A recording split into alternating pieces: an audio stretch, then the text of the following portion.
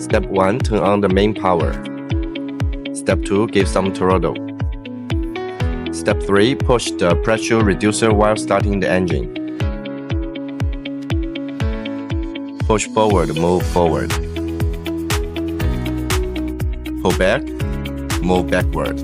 Push the left joystick to the left, raise the arm.